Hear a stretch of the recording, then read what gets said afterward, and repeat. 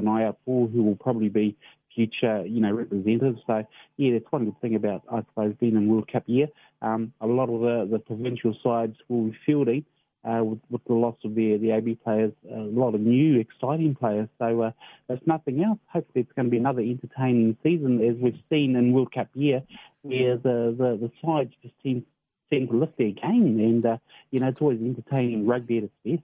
Yeah, that's what I've always liked, and I never thought I would, quite frankly, because I know sometimes you get jammed too much rugby, unless you're an absolute rugby freak, you get jammed with too much rugby. And one of the things, though, is watching the new bees coming through. That's what that's why I kind of like watching the Mitre 10 Cup, which kind of surprised me. Maybe I'm a bit of a rugby freak myself, I'm not sure. But I'm certainly looking forward to the remainder of this season. And not just that, but they also have, I don't know, I guess you could call them kind of, because some of these teams are going to be playing twice a week at times. In fact, that's how the thing goes, and that's what makes it even more exciting, in my opinion, because you're getting even more and more talent getting exposed on television. So, that's why I'm looking forward to it. Right, first of all, the games coming up. Well, actually, the Auckland North Harbour game. I actually didn't catch that game, but you must have, Vera?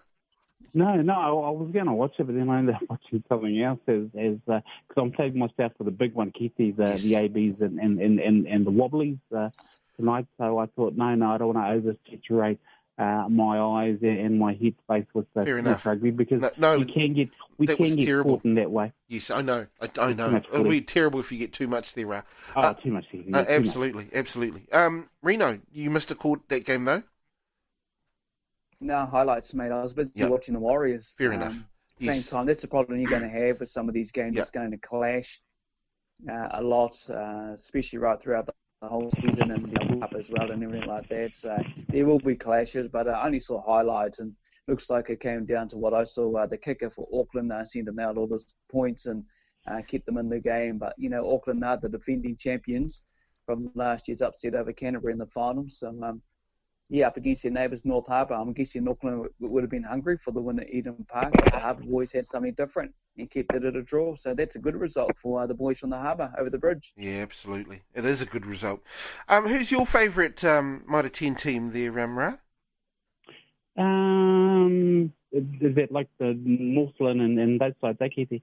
I've got two. Actually, I've got three, and they all come within my sort of of course you've got three. Northland Tani from up north. Down south, I've always been a big fan of the newly the Tasman Muckles, and I've also been partial to Taranaki too, only because they've always had some good teams and good players come out of that out of the Maunga from that way. So yeah, but mostly those two teams, one up north and one down south, Northland and Tasman. Okay. You sure just the two? You sure? Are you absolutely sure? I wasn't Super Rugby. I support, two teams. Nothing more than two. Otherwise, you might as well support the whole lot. Nothing more? No. Oh, okay. Wow, yeah. Just chuck a couple more in there. You need to take that philosophy chuck a couple and more run in. with it. Then you might not be an angry man as you are most times on the sports show when one of your sides loses.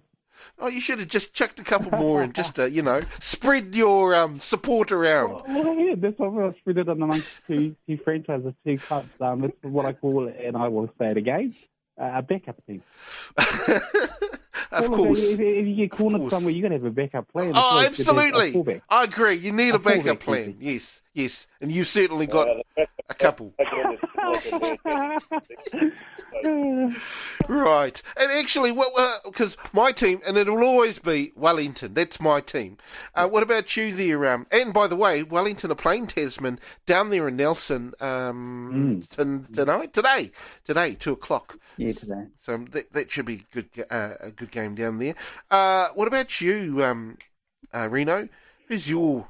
Oh, I've got 8 teams. I'll make it harder. My point exactly. There you go. But get on, Ring. That's what it's all about. Every team I support. You can't lose, Reno. A... One of your teams is bound to win the competition. You just start betting on the old thing, you might win something, right? But that's all right. No. It is the Canterbury team, mate. Yeah. I'm still red and black right through. Yeah, right. So just the one team for me. No backup. Oh. no backup.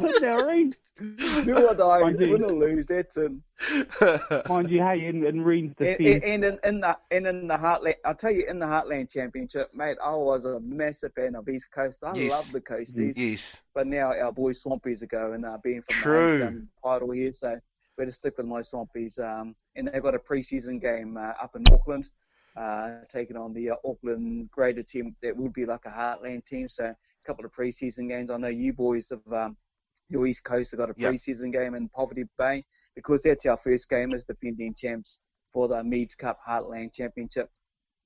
Is against Poverty Bay here in Pyro at the Domain on August 24th. So that's the start of the defence, but we know Poverty Bay will be strong. Yeah, absolutely. Now, so Canterbury, they actually, this is quite a traditional game that they're going to be going up against in their opener, eh? That's up in Hamilton and Waikato. How do you reckon your team's going to go then, Reno? What was it when he said, JT? I heard it. You heard it. I know you heard it. Bloody Waikato. That's their traditional name? Too good. Yeah, okay, fair enough. Now, Canterbury. You talked about East Coast. Now, that's obviously your favourite team there, eh, JT? And they have... It's been 5 years, Keith. Yes, I know.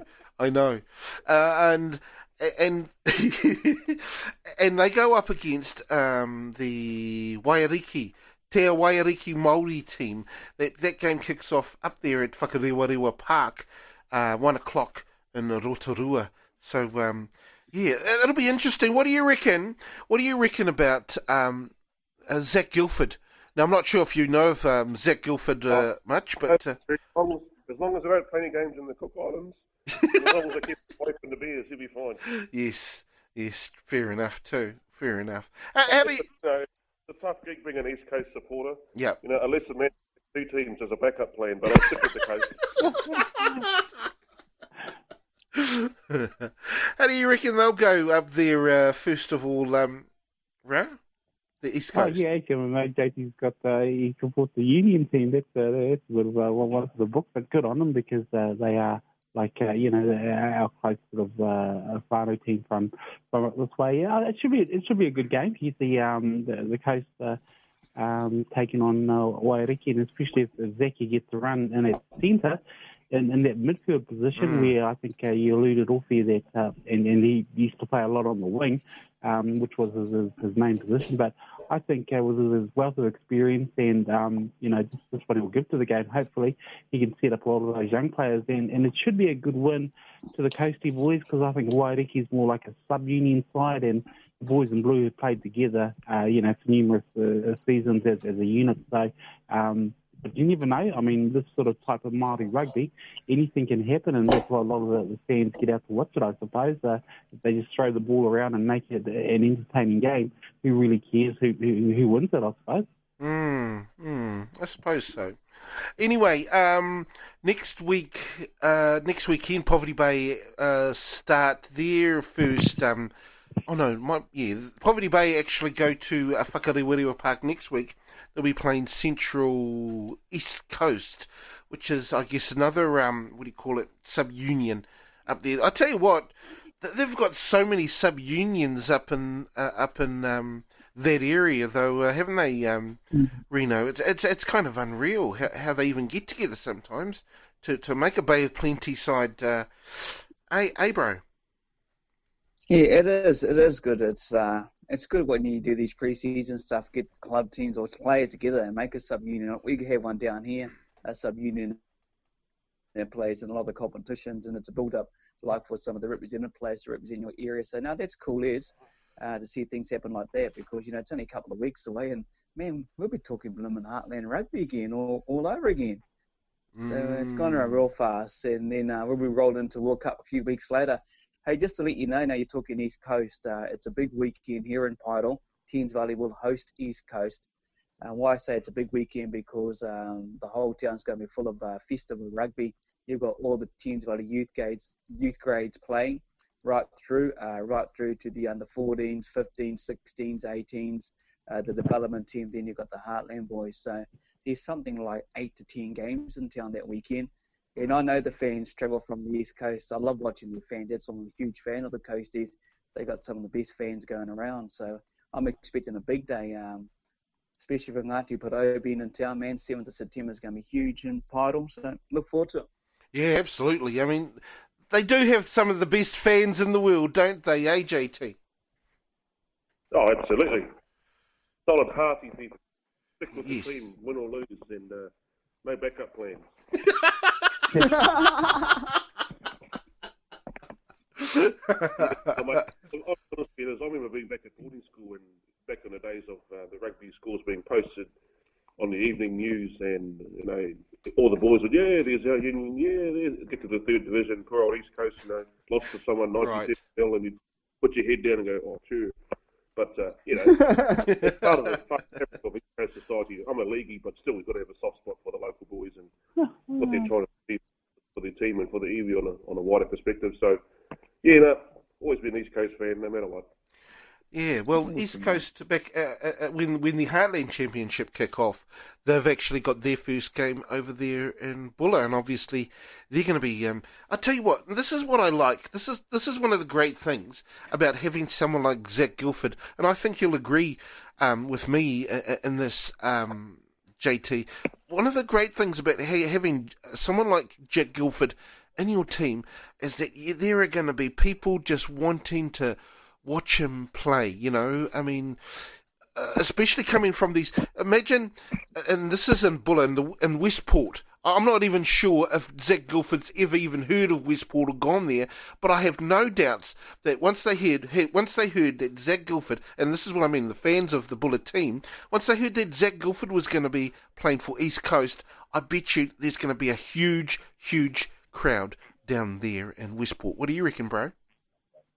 Yeah, well, let's hope so. Actually, when I heard you say Bulla, I thought they were playing Fiji for a second there. But, right. Yeah, hopefully, a bit of a coup signing Zach Guilford for whoever was behind that, whether it was Kushla or whoever else. Bailey might have had a say in it, but absolutely get some bums on some seats and bring some people along to the games, because all the money goes to the top end of town, yes. the All Blacks and all the rest of it, and very little of it filters down to these smaller unions. So if I was home, I'd probably get along to watch a game or two of East Coast. Yeah.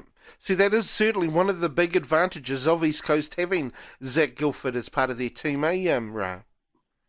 Well, it is, Keithy. I mean, in so many ways, it's a coup, not just having him a part of the side to encourage a lot of the young players and the team as a unit, but also a lot of fans who still remember him in his heydays for the good things, not so much. Well, they remember him for the bad things as well, but more for the good and his time with the ABs. But look, JT wasn't far from when he sort of jokingly said he mistook the Bulla, like a Fijian outfit, because there's a lot of Fijian rugby players playing footy down south. I think there was about 5 or 6 on the team the other season, so you could be mistaken that girl at home in a side named Bulla.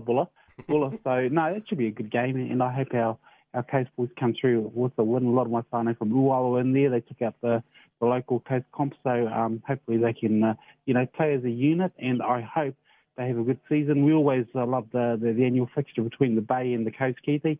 That's always big on our local calendar. So I hope the boys get their campaign off to a winning start.